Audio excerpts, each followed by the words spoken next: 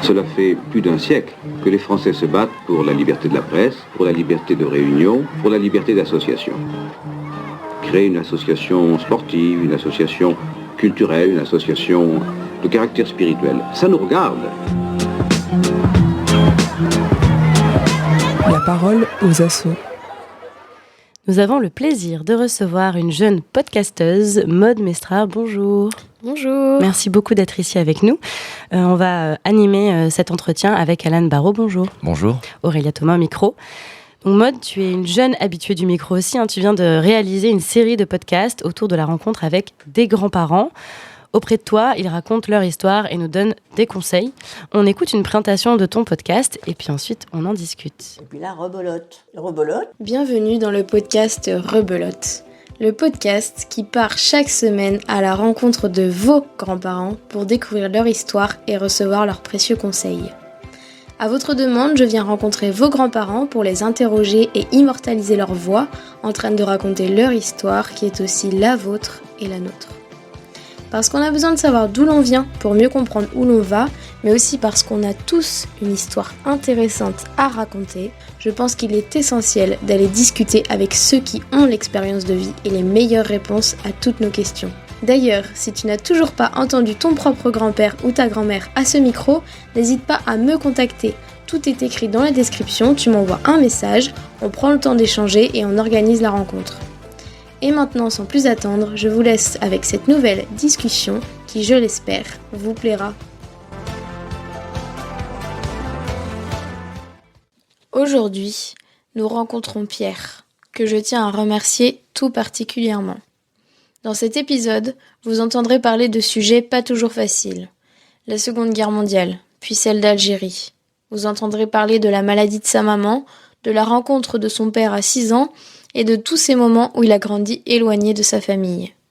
Et pourtant, Pierre le dit très bien, il n'a jamais été malheureux parce qu'il a toujours été aimé. Alors je le remercie pour ce partage très personnel qui m'a rappelé l'importance de prendre soin de ceux qu'on aime parce qu'on a besoin chacun les uns des autres. Et j'aimerais finir sur ce début de phrase que je vous laisse compléter à votre guise. Tant qu'il y aura de l'amour, il y aura. Bonjour Pierre, vous allez bien ? Mon Dieu, ça va. Ne nous plaignons pas. Bon, et bah tant mieux. Alors, on part directement dans le sujet, on se lance directement. Directement. Alors, où est-ce que vous êtes né ? Alors, d'abord, mes parents étaient en ferme au Petit Auvernais. Trois enfants. Je suis le dernier. J'ai 2 sœurs qui ont 8 ans et 10 ans de plus que moi.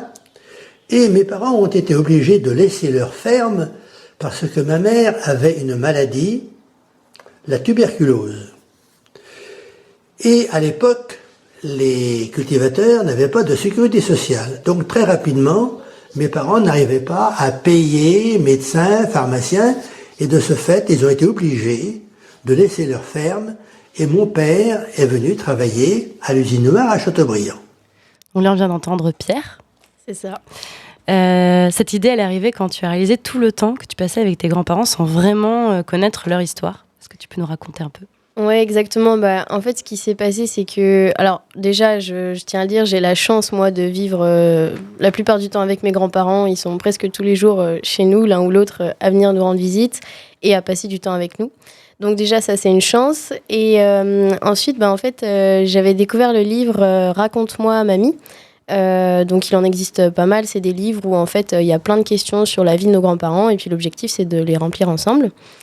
Et moi je lui ai offert ce livre à Noël et alors déjà elle était très contente du cadeau et puis elle me dit non, merci pour le livre mais tu vas le garder et puis à chaque fois que je viendrai, quand on voudra, qu'on aura le temps, et moi je te raconterai, je te parlerai et c'est toi qui écriras, je préfère parler. Et donc du coup ok, pas de souci.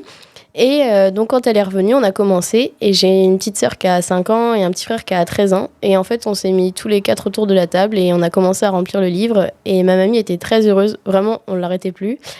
Et puis mon frère et ma sœur, après à chaque fois que ma mamie revenait, ils réclamaient qu'on continue le livre. Et du coup je me suis dit, y a un truc à faire, pourquoi est-ce qu'on ne parle pas plus que ça de l'histoire de nos grands-parents ? Même si ce n'est pas évident, forcément, il y a une manière de le faire aussi, parce que chaque histoire est personnelle.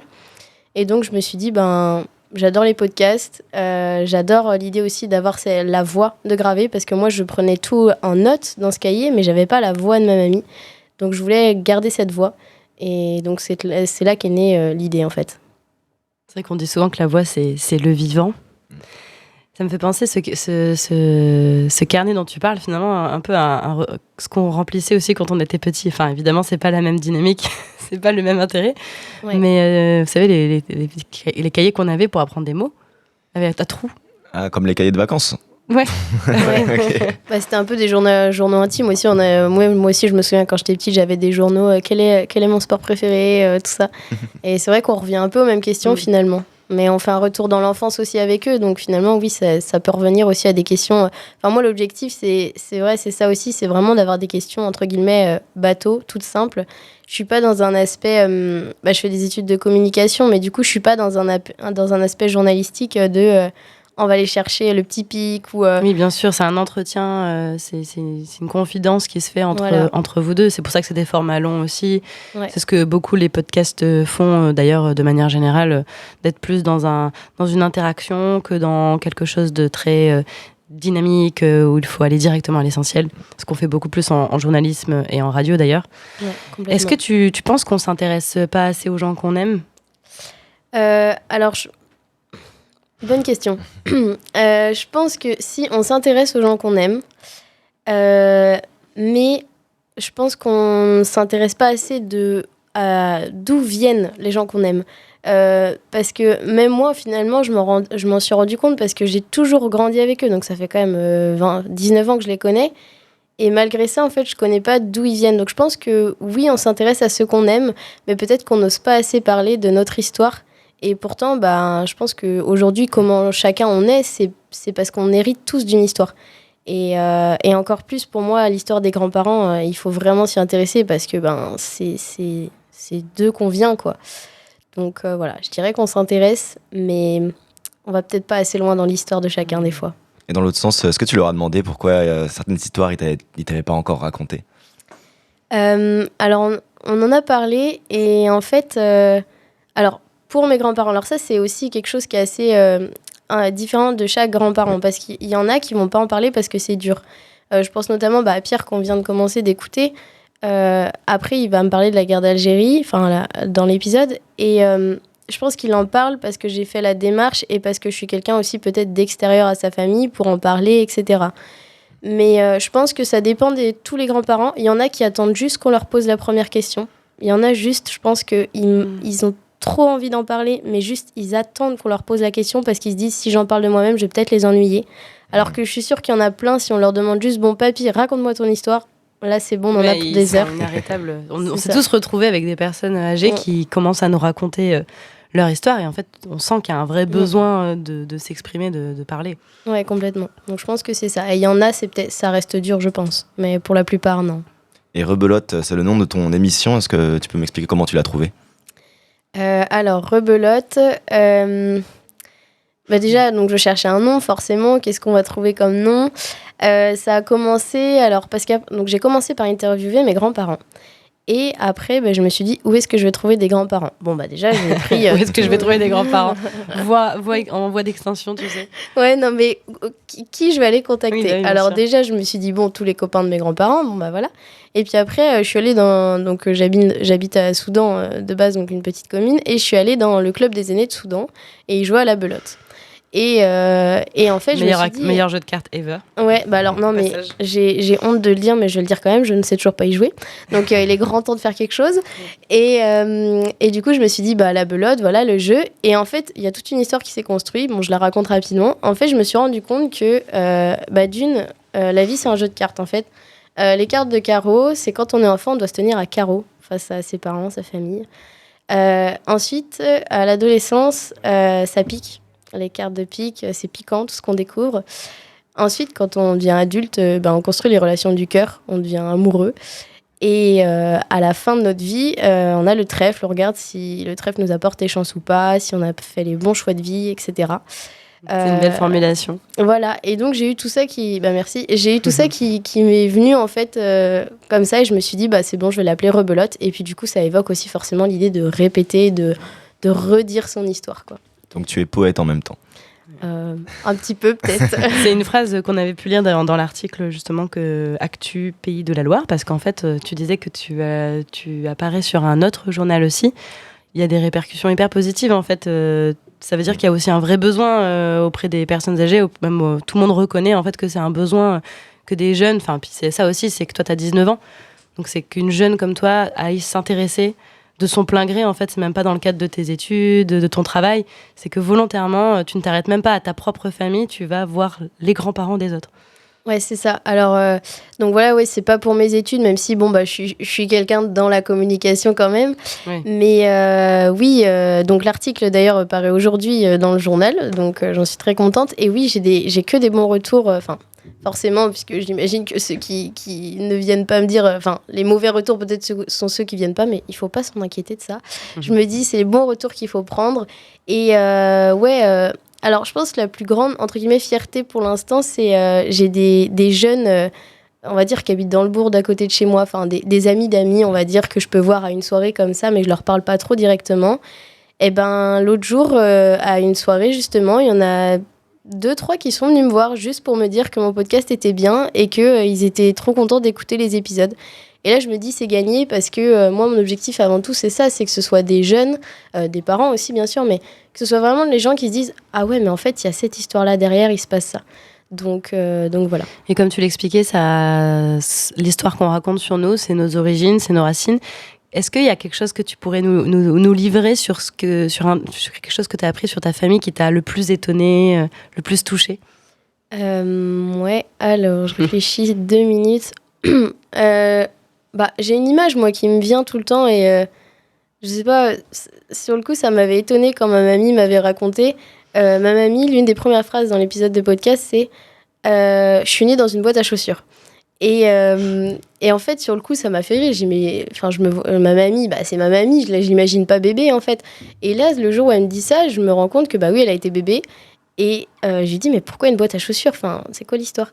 Et donc, déjà, elles sont jumelles. Et en fait, elle me raconte que elle est née dans sa maison. Et ensuite, ça part surtout que sa maison, c'était qu'une pièce, etc. Donc, déjà, là, juste cette confidence, un peu se dire, ah ouais, ma mamie, elle a été un bébé, en fait. Elle a été enfant. Donc, voilà. Et après, plus en mode, on va dire, confession, je dirais, c'est les bêtises qu'il a fait mon papy. Et est-ce que tu les as interviewés en même temps ou séparément ? Séparément. Un épisode chacun, mais il y aura sûrement un épisode 2 chacun aussi. Ouais, les bêtises qu'il a fait. Et il n'a pas tout dit au micro, mais faut aller écouter l'épisode, mais il me fait rire avec toutes ces petites bêtises. Voilà. Et tu penses que tes parents, ils ont appris des choses aussi, en fait ? Alors, je sais pas s'ils ont appris beaucoup de choses sur l'histoire de leurs parents, parce que, que papy fait des bêtises, ils savaient, tout ça, à peu près, ils savaient. Mais les choses, peut-être, qu'ils ont appris ou retenues, c'est les conseils à la fin. C'est les questions un peu plus sur la vie. Ma mamie, à la fin, quand je lui demande ta vie, elle est réussie, mamie, et qu'elle me dit déjà oui, je suis heureuse, je me dis ouf, ça va. Et ensuite, je lui dis alors, comment on fait pour arriver à ton âge et avoir cette vie réussie ? Et qu'elle me dit faut profiter de la vie, il faut faire un métier qu'on aime, etc. Ça peut paraître très bateau, tout le monde peut le dire, mais quand c'est sa mamie qui le dit, c'est complètement différent. Donc je pense pas qu'ils ont... si, ils ont dû apprendre 2-3 petites choses, mais genre le nom du chat ou voilà. Mais je pense que surtout, ce qu'ils ont appris et retenu, c'est un côté un peu plus, on va dire, philosophique. Même mon papy, il lui demandait le sens de la vie, c'est quoi être heureux. Je pense que ma maman lui avait jamais demandé, quoi. Et dans ton travail, est-ce qu'il y a aussi un objectif historique ? Oui, complètement, ouais, complètement. Moi, c'est ce que je dis aux grands-parents. Alors, c'est aussi des fois un moyen de les rassurer, de leur dire, parce qu'il y en a, ils vont me dire, mais j'ai rien à raconter. Et à chaque fois, je leur dis, mais si, alors déjà, tu as tout à raconter pour tes enfants, tes petits-enfants, pour savoir d'où ils viennent, mais tu as aussi plein de choses à raconter parce que ta vie, c'est l'histoire. Et j'aime bien dire que ouais, je vais rencontrer les personnes qui racontent la grande histoire, mais avec leurs petites histoires à eux, en fait.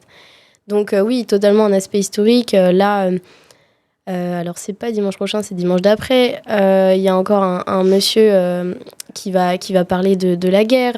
J'en ai déjà plusieurs qui en ont parlé précédemment.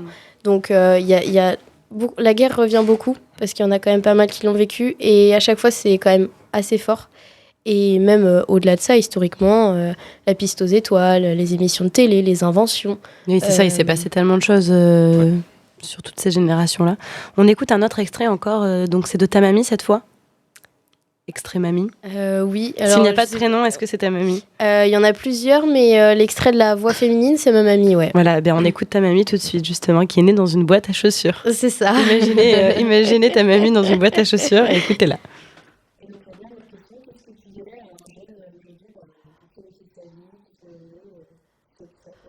Ce que je lui dirais à un jeune, vis ta vie comme tu as envie de la vivre, profite de la vie, parce que j'ai 66 ans, donc profitez de la vie, enfin le métier, oui, un métier, faites un métier que vous aimez, que vous êtes heureux, un métier, il faut s'épanouir, faut être bien dans sa peau. Ayez des amis, amusez-vous. Malgré que maintenant, s'amuser, c'est plus compliqué que nous, à notre époque. Nous, on faisait ce qu'on voulait à peu près, que maintenant, c'est beaucoup plus strict. Mais ça m'a fait très plaisir et j'aurai encore certainement beaucoup de choses à dire. Peut-être. Voilà, l'épisode touche à sa fin et j'espère qu'il vous a plu, qu'il vous a inspiré et vous a appris des choses. J'ai déjà hâte de vous partager le prochain épisode où nous partirons à la rencontre de Denise. Elle a commencé le travail très tôt, ce qui n'a pas été facile pour elle. Mais vous verrez comment elle a su tirer de ses expériences une force qu'elle n'aurait pas eue autrement. Denise, c'est une femme qui nous montre que même dans nos mauvais souvenirs, on peut en tirer de la gratitude. En attendant, je vous souhaite de vous raconter vos plus belles histoires pour laisser à vos héritiers le meilleur de ce que vous avez appris. À bientôt! Vous écoutez Quartier des Ondes, et donc c'était un extrait de ta mamie. On est avec Maud, tu es une podcasteuse et tu as fait 7 podcasts. Là, il y a une saison de 7 qui est sortie, Okay. Et là, on est sur la deuxième saison. On est sur la deuxième donc saison. En tout, il y en a 9 là pour En tout, il y en l'instant. a 9. 7 podcasts qui racontent la vie à la base de tes grands-parents et puis ensuite des grands-parents des autres. Et tu proposes aux gens de venir te voir pour leur raconter leur propre histoire. C'est très généreux. C'est un hommage, mais c'est aussi une façon de passer un temps privilégié avec des personnes, d'être dans l'intime. Est-ce que c'est pour ça que tu as choisi l'audio plutôt que la vidéo ?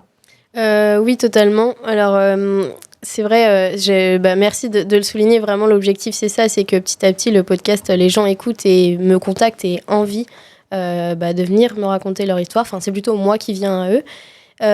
Et oui, donc l'audio, parce que justement, c'est hyper intime de raconter son histoire. Même s'il y a un aspect historique, etc., ça reste quand même son histoire. Donc, pour cette raison-là, et puis la deuxième, c'est que les grands-parents, quand même, ils sont pas non plus habitués à tous ces médias. Et donc, d'arriver de dire, alors de une, tu vas me raconter ton histoire, de deux, il y a un micro, de trois, il y a une caméra, ça a commencé à faire beaucoup. Et puis, en fait, je crois que j'ai même pas envie d'aller aussi loin. Je pense qu'il faut garder un peu le mystère aussi, de se dire quel est son visage. Et donc, le seul média visuel qu'on a, c'est la photo des grands-parents quand ils sont enfants.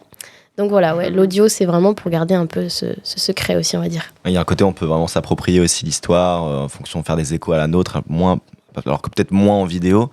Est-ce qu'il y a aussi c'est plus facile de parler à des personnes seules ou en couple ou Alors, j'ai pas fait de couple encore. D'accord. J'en ai plusieurs. Ce serait marrant de voir comment ils réagissent l'un par rapport à l'autre, parce que souvent on se raconte pas la même histoire. Ouais, totalement. J'en ai plusieurs en ligne, auxquels je pense et que j'aimerais aller rencontrer. Pour l'instant, je l'ai pas fait, mais ouais, j'aimerais le faire. Même avec mes propres grands-parents, ça peut être drôle. Et puis, des fois, faut être honnête, les grands-parents, quand ils se crêpent un peu le chignon, c'est... Bon, pour eux, ils rigolent un peu moins, mais nous, on trouve ça un peu drôle, je trouve. Donc, mais non, je t'ai dit que c'était en telle année, mais non, c'était là. Donc voilà.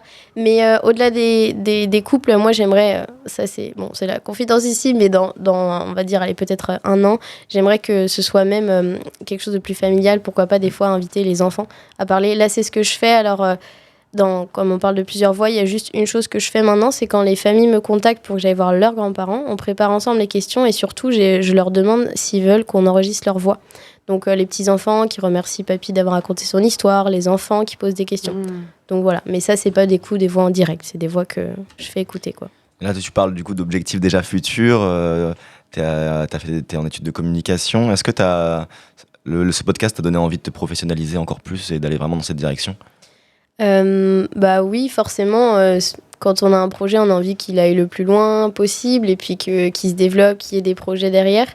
Donc ouais, alors déjà cette année, l'objectif, ça avait été d'essayer de lier ce podcast au dossier que j'ai à rendre à l'école, de lier ça quand même à mes études.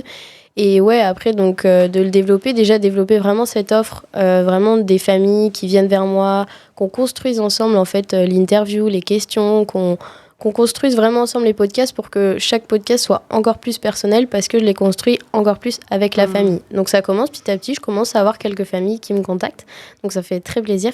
Et on va dire le deuxième objectif pour faire grandir le projet, ce serait plutôt une idée d'atelier, donc dans les quartiers par exemple, une idée d'atelier où voilà, je dis bon bah j'ai besoin de...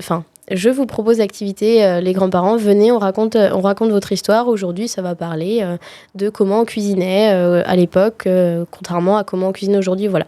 Donc une idée aussi d'être encore plus dans le réel, dans l'humain. Et voilà, les gens se rencontrent et partagent directement leurs histoires ensemble. On le disait en off tout à l'heure avant de commencer l'interview, mais nous, on aimerait bien peut-être... diffuser tes émissions à la radio et faire en sorte de te recevoir plus, peut-être proposer d'enregistrer ça en studio avec des personnes âgées. Avec on arrive plaisir. déjà sur la fin de cette émission. Pour le pratico-pratique aussi, par rapport, on a parlé un peu des objectifs futurs, ce service, enfin en tout cas ce service ou cette passion qui t'a prise à vouloir monter ce projet podcast, c'est quelque chose que tu fais gratuitement. C'est quelque chose, enfin les gens peuvent te contacter et parce que ça prend beaucoup de temps quand même de faire le montage, d'enregistrer tes voix off, de rencontrer ces gens. On peut imaginer que quand c'était pour ta famille, la question ne se posait pas.